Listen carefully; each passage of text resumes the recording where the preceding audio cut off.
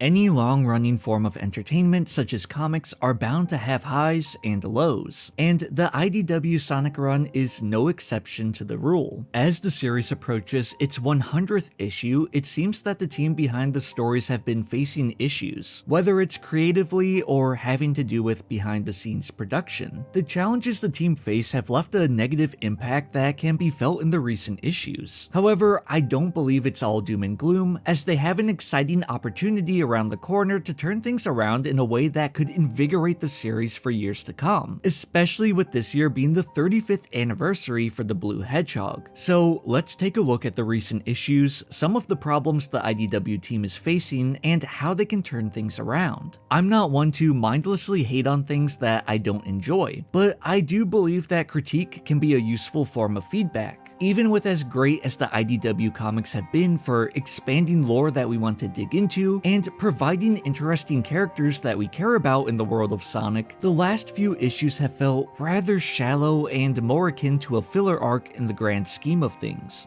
Going into issue 81, I actually had really high hopes for the direction of the series. It seemed as though, after the demise of Mimic, the story team was prepared to set up a new antagonist, this time in the form of a thief like Catwoman or even Rouge, but perhaps a villain who would, stick to their roots of crime. So looking ahead to the release, it was pretty exciting, especially since Sonic has never really had an impactful or consistent rogues gallery outside of a few standout characters. And with the sudden death of Mimic and the early demise of Starline, even though it seems like he could possibly return soon, we'll talk more about that in a bit, it felt like we were about to have a fun new addition to his foes. And to the credit of issue 81, I do think it starts this story off on a positive note. I like the idea of Sonic and his friends attending this grand carnival to stake out an emerald that they believe will be stolen. It really sets the tone for a fun story while giving the artists fun locations and costumes to work with. If there's one thing I will consistently praise in the IDW comics, it is the art. Every panel is beautifully crafted, and these recent issues exemplify that. The following events play out as you would expect. Just as the heroes figured, the emerald was stolen and the thief gets away thanks to the bickering of Sonic and Shadow, who are butting heads throughout this issue, which I found to be the highlight of the story. Seeing the difference in their philosophies helps distinguish their methodology. Shadow throughout this issue is no nonsense. He doesn't care about answers to questions that he doesn't have. He just wants to secure the emeralds on his own, as he doesn't believe that Sonic has done a good job protecting them.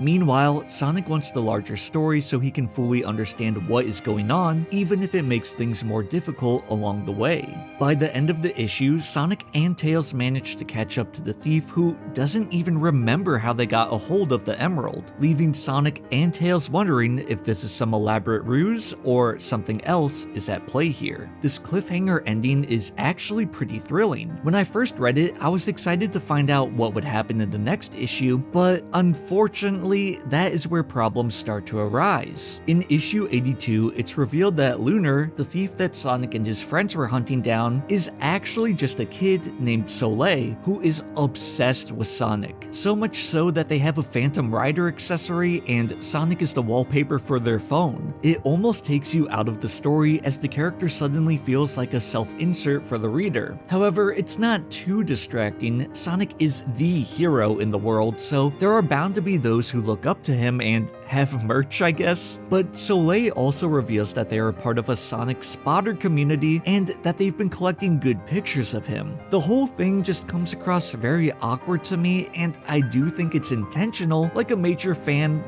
fangirling over someone, but it highlights a problem that I have with this arc, where it feels like we're spending time on things where nothing significant happens. Recovering the Chaos Emerald becomes a backdrop to this weird and unneeded family drama that's about to unfold with characters that we don't really know or honestly care about at this point. It ends up making these recent issues feel like a mundane filler, while also throwing in a very important segment right at the very end in order to set up for something that will be interesting and probably important. Mind you, comics aren't as cheap as they once were, and at $5 an issue, it's hard to recommend this to most people unless you're a hardcore fan or collector. As you'll see, if you skip this arc, you almost miss nothing important, and it pains me to say that because this is my favorite comic series. Soleil ends up revealing that their parents demand perfection information from them in the performances they put on around the globe. Tails is able to establish a correlating timeline of the disappearance of the Chaos Emeralds with the shows put on by the circus. Because of this, Tails concludes that Soleil developed an alter ego from the stress that they were undergoing. As much as I find myself ultimately uninterested in this story, there are a lot of unique elements incorporated here, like how mounting familial pressure for perfection can amount to unbearable stress. However, the comic really takes a turn for the worse when Soleil's family arrives. They find their missing child alone with Sonic and his friend Tails, and like any parent who finds their child who wandered off to where they shouldn't be, they are reasonably upset. They start to discipline Soleil, taking their phone for punishment and breaking it. This is when Sonic jumps in and attacks the parents, knocking them into the air so he can retrieve Soleil's phone. Now, perhaps what I'm going to say is a hot take, but I really hated everything about this. I get what this issue wanted to do. It wanted to have something pertinent to say about parents who expect too much from their children and care more about reputation, even to the point that they are willing to push their kids to perfection no matter the stress it inflicts on them. However, I think it went about things all wrong. Personally, if I were in a similar position, I wouldn't take the route of,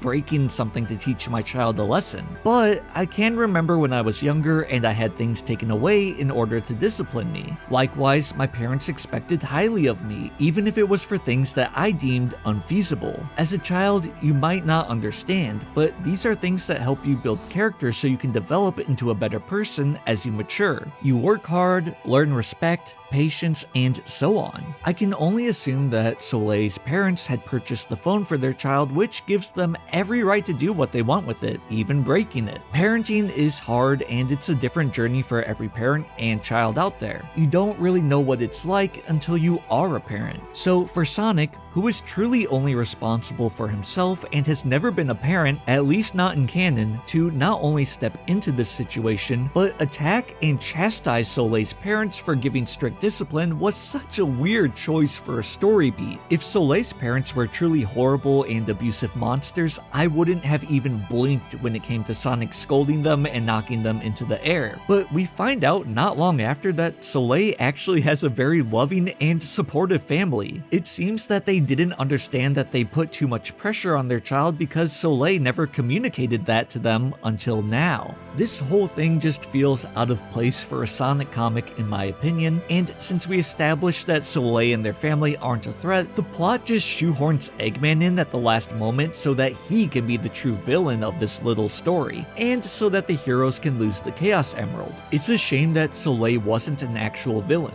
It almost was a really cool idea to have this character show up and we never know if we're getting the kind Soleil or the Master Thief Lunar. It would have been interesting, and I suppose the writers could still implement this, but the way things wrap up, it seems as though Soleil's alter ego problem is resolved. It feels like the story could have focused on something more important and engaging for the reader, especially when it comes to the problems that IDW is facing with continuity. The way that this story wraps up led to some problems that had to be addressed by Evan Stanley. Starting with issue 84, the IDW comics will be implementing Sage, Eggman's AI daughter who was introduced in Sonic Frontiers. As many of you are aware, the IDW comics are considered canon and coincide with the video games. Since Sage was being introduced, many of us assumed that the team would give a clear indicator as to when Sonic Frontiers would take place in the comic timeline, which many presumed would be at the end of issue 83, seeing as issue 84 would be post-Frontiers. However, with the mysterious figure at the end of issue 83 obtaining all of the Chaos Emeralds, that doesn't quite make any sense as the Emeralds play a pivotal role in Frontiers. Evan was asked about this and replied that Frontiers takes place sometime shortly before issue 68. Apparently there was going to be a note about this in issue 84, but they were asked to remove it and keep things continuity light, and even this placement isn't quite perfect and runs into other continuity hiccups. So this whole thing is a mess, and it's really unfortunate that the team is running into these problems and are seemingly at the mercy of Sega or their editors. I'm not sure if they wrote themselves into a corner or what happened, but like I alluded to, I feel as though issue 81 to 83 could have been a tie-in to Frontiers, sort of in the vein of how the Fang the Hunter miniseries tied directly into Sonic Superstars. Regardless, I think it's a bad call on either the editor's behalf or Sega's to keep things continuity light. Continuity continuity is very important when it comes to immersing people in a franchise. It helps add life to the world. You're reminded that choices matter and there's a living, breathing history.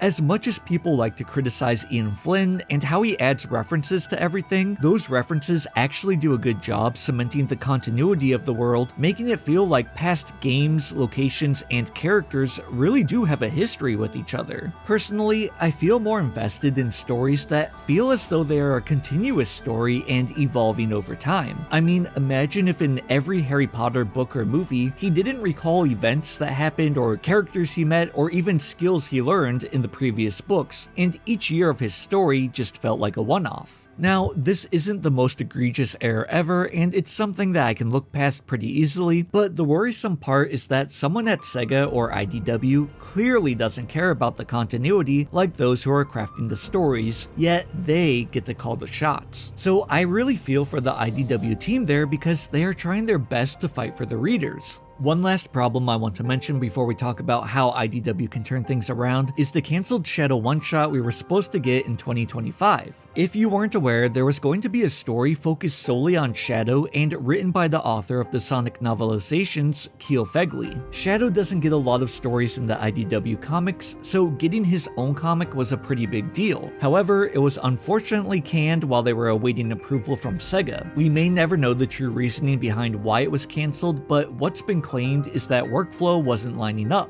This does happen a lot in the creative world. There are projects cancelled all the time for some reason or another, but this one had a lot of hype around it, and it just feels like with the other issues, there were a lot of problems compiling for IDW, not to mention the current state of the comic book industry and how dire that is. However, with all of that being said, I am still very excited for the future of IDW Sonic comics, and I think the team is going to deliver something truly special. Clearly, they have a big plan for the 100th issue. Someone has all the Chaos Emeralds and is up to no good. Now, it's likely that this is Starline returning, which potentially brings with it some pros and some cons. On one hand, Starline was one of the best original characters added in the comics and met his demise very early on, which left a hole in the stories after. So seeing one of the most intelligent and entertaining characters return, possibly as a changed man, is really enticing to think about. It's possible as well that the stress was never a factor that caused Soleil to steal the emeralds, and instead it was Starline using his hypno gear, which I feel could, in hindsight, add value to these comics. On the other hand, the permanence of death adds stakes to the world and makes actions feel like they have consequences, and by bringing Starline back, they could potentially ruin that feeling. It's also entirely possible that this is a new character, or even someone like Infinite. Either way, I think they have something really fun planned for issue 100, and I'm excited to find out what's in store. But even more exciting is what is right around the corner. The introduction of Sage is going to be huge. Not only are we getting a fan favorite game character, but her appearance is going to have some